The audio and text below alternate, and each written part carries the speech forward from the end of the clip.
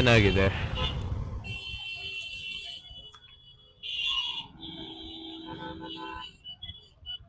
Collision.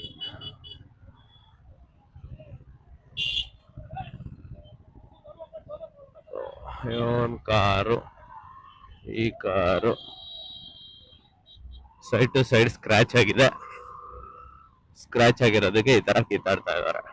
ಆಕ್ಸಿಡೆಂಟ್ಗಳು ಬೇಕು ಅಂತ ಆಗಲ್ಲ. ಒಂದಷ್ಟು ಆಕ್ಸಿಡೆಂಟ್ಗಳು ಅನಿರೀಕ್ಷಿತವಾಗಿ ನಮ್ಗೆ ಗೊತ್ತಿಲ್ಲದೇನೆ ಆಗ್ಬಿಡುತ್ತೆ.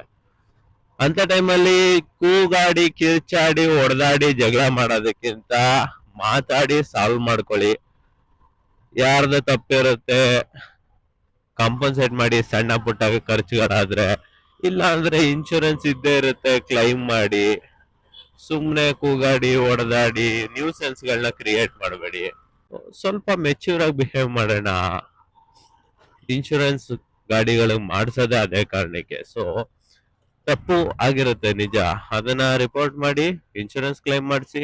ಸೊ ಆದಷ್ಟು ಆಕ್ಸಿಡೆಂಟ್ ಗಳು ಆಗದೆ ಇರೋ ತರ ಟ್ರೈ ಮಾಡಿ. ಇನ್ ಕೇಸ್ ಆಕ್ಸಿಡೆಂಟ್ ಆದ್ರೆ ಇನ್ಶೂರೆನ್ಸ್ ಇಂದ ಕ್ಲೈಮ್ ಆಗುತ್ತಾ ನೋಡಿ. ಇನ್ಶೂರೆನ್ಸ್ ಇಂದ ಕ್ಲೈಮ್ ಆಗಲ್ಲ ಅನ್ನೋ ಪಕ್ಷದಲ್ಲಿ, ಅಥವಾ ತುಂಬಾ ಸಣ್ಣ ಪುಟ್ಟ ಸ್ಕ್ರಾಚಸ್ ಇರುತ್ತೆ, ಅದಕ್ಕೆ ಇನ್ಶೂರೆನ್ಸ್ ವರ್ತ್ ಇಲ್ಲ ಅನ್ನೋ ಪಕ್ಷದಲ್ಲಿ ಸಾಲ್ವ್ ಮಾಡಕ್ ಟ್ರೈ ಮಾಡ್ಕೊಳ್ಳಿ.